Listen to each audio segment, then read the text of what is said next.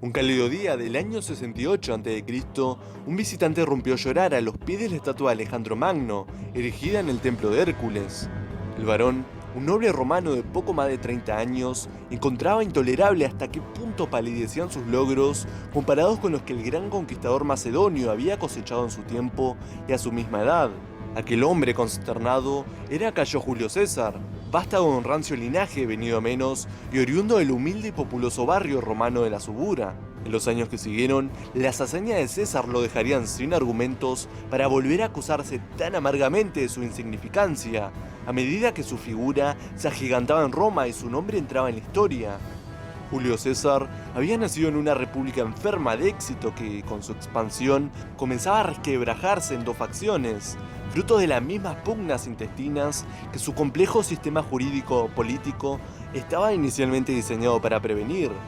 Él, que fue uno de los muchos que lo apostaron todo en pos de la gloria en ese peligroso tablero, sería quien exacerbase la crisis de ese modelo de Estado. A finales del otoño del año 100 a.C., la tensión podía cortarse con el filo de una espada en el aire frío que recorría las calles de Roma.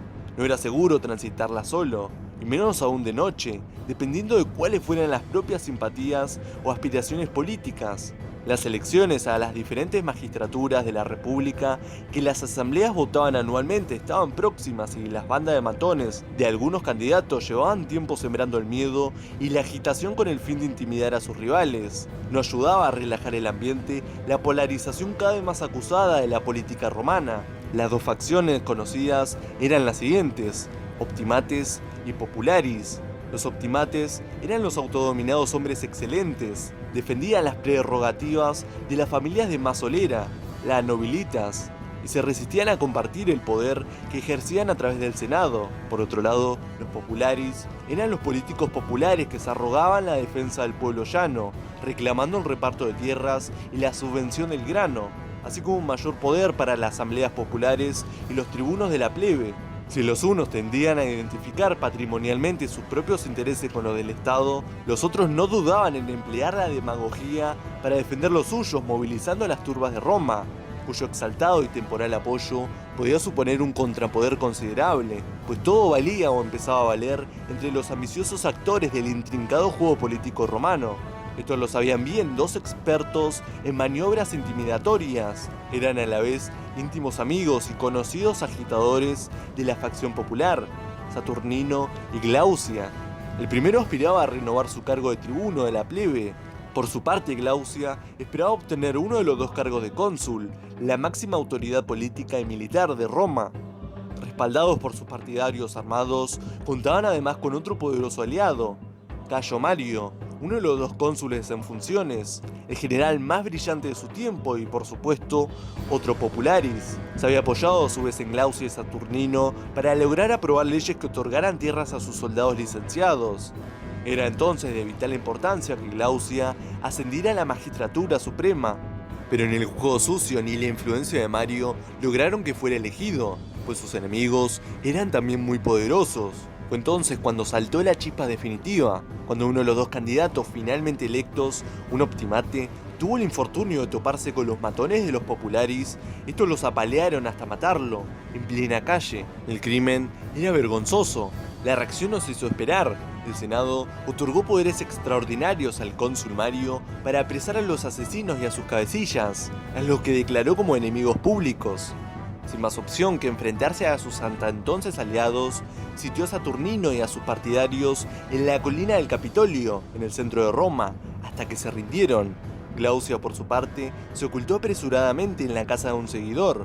Esta dramática situación, acaecida cuando Cayo Julio César apenas contaba unos meses de vida y en el mismo corazón de la capital, no era algo insólito, debido a que estas situaciones empezaban a ser moneda común. La creciente proliferación de episodios violentos eran el síntoma de una crisis interna que comenzaba a reflejarse también en la normalización de otras excepcionalidades. El propio Mario desempeñaba su sexto consulado, el quinto consecutivo, cuando en principio la ley ordenaba que habían de transcurrir al menos 10 años para que un hombre repitiera ese cargo. Las irregularidades empezaban por tanto a ser el pan de cada día. Saturnino vio su fin cuando varios de los hombres de la facción aristocrática comenzaban a trepar los muros de la Curia Hostilia.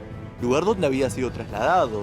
Y una vez arriba, empezaban a hacer añicos la techumbre y a arrojar las tejas sobre los cautivos. Indefensos, fueron sucumbiendo uno a uno bajo la mortífera lluvia de proyectiles. No hubo piedad. Glaucia se quitó la vida nada más conocer lo sucedido. César era un retoño aún cuando estos hechos tuvieron lugar y su llanto a buen seguro se mezclaba en aquellas horas con el griterío de la ciudad convulsionada. Cayo Julio César nació en verano el día 13 del mes que acabaría llevando su nombre, en el año 100 a.C. Lo hizo en el seno de una gens noble, clan o agrupación familiar romana, más precisamente la gens Julia. El hecho de que junto al primer apellido que identificaba su linaje, Julio, el recién nacido portara también un segundo, César, que precisaba la rama concreta del linaje de los varones solo en las familias del más rancio abolengo, atestiguaba su alta cuna. Los Julios pertenecían a los patricios que habían constituido la más antigua aristocracia romana, y la familia hacía remontar su genealogía a Julo, hijo de Eneas, el héroe que lideró a los troyanos hasta la península itálica tras la caída de Troya, y que el mito hacía a su vez hijo de Anquises y la diosa Venus. El propio Julio César haría orgullosa referencia a este parentesco divino en el discurso que pronunció en el funeral de su tía Julia.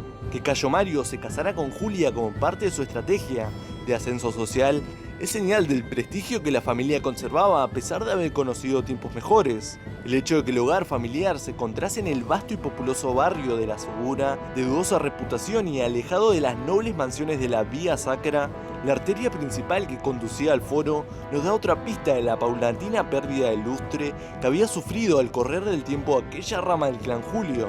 La familia habitaba probablemente en una domus, la típica vivienda noble romana, de planta única y proyectada hacia adentro, con un vestíbulo y un gran patio interior o atrio. En torno a ella los comerciantes, prostitutas y los muchos extranjeros que vivían en el barrio se hacinaban en los insulae, edificios de varios pisos, normalmente en régimen de alquiler, cuya planta baja se destinaba a negocios y talleres. Nos sorprende la proverbial habilidad que Julio César demostraría a lo largo de su carrera para tratar con las clases más bajas, incluidos los soldados rasos, pues fue un patricio de noble cuna, sí, pero no criado en las suntuosas mansiones y villas del Palatino, sino en la insalubre y peligrosa Subura. Aunque son pocos los datos que hay de la infancia de César, cabe aventurar que no difirió mucho de la de los otros jóvenes romanos de su condición. Durante los primeros años de vida, eran las madres quienes, ayudadas de las nodrizas, se ocupaban del cuidado de los vástagos en los hogares pudientes. Sabemos por diversas fuentes que la madre de César, Aurelia, fue una madre singular, de gran carácter, y la notable influencia que ejerció en su hijo y el estrecho vínculo que los unió hasta la muerte de ésta se forjaron durante esta etapa. Las familias nobles se preciaban de educar a sus hijos en su casa y, llegado el momento, Julio César recibió junto a sus dos hermanas sus primeras lecciones de latín, griego y aritmética, probablemente de la mano de Marco Antonio Grifón, un tutor de origen galo formado en Alejandría. A partir de los 7 años, era costumbre que los hijos varones de las familias patricias empezaran a prepararse para la vida pública, acompañando a sus padres en sus visitas al foro.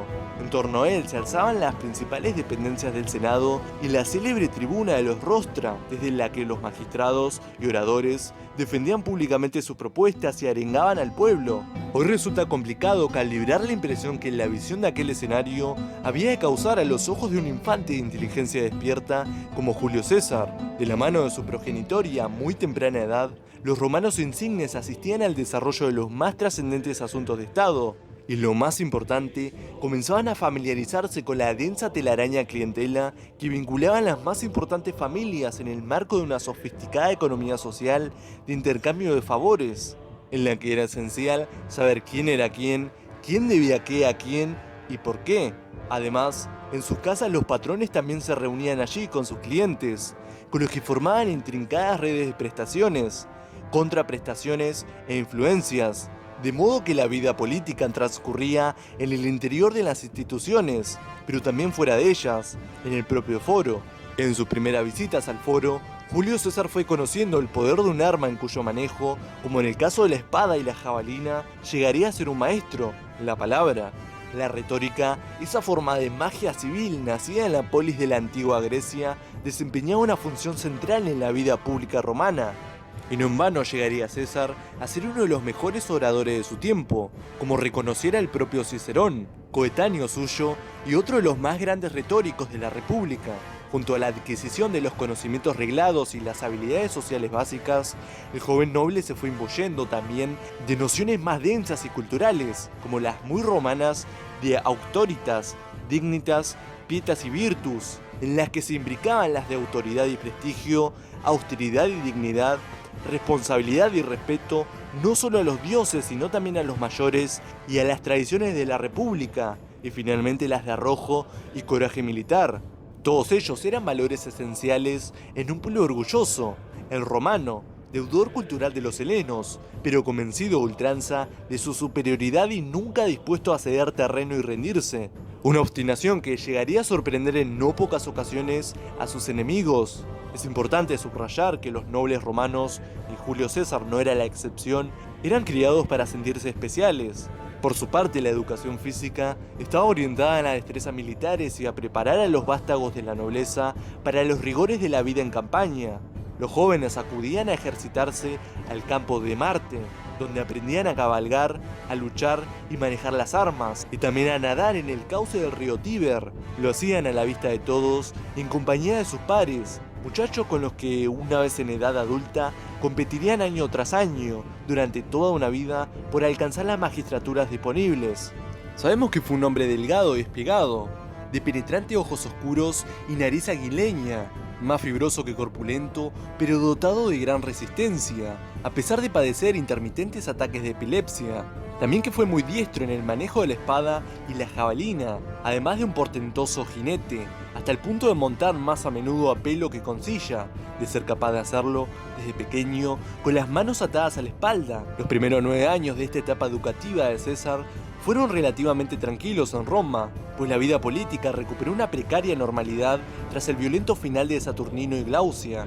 En el año 91 a.C., sin embargo, los pueblos aliados de la República en la península itálica, los Ochi, se levantaron en armas para exigir más derechos, especialmente el de ciudadanía, amén de un reparto más justo de los botines de las campañas para las que se aportaban casi la mitad de los soldados y recursos de las legiones. Se conoce este conflicto con el nombre de Guerra Márcica o Guerra Social y, tras varios reveses para los romanos, tuvo que ser de nuevo Mario quien tomara el mando y otorgara la victoria a Roma en el año 88 a.C., si bien la República acabaría concediendo a los derrotados, de un modo un tanto absurdo y costoso, muchas de sus reclamaciones iniciales. Mario no se llevó los honores de la victoria en exclusiva, tuvo que compartirlos con un ambicioso y joven de cabellos rojizos y apabullante presencia, el corpulento y tempestuoso Sila.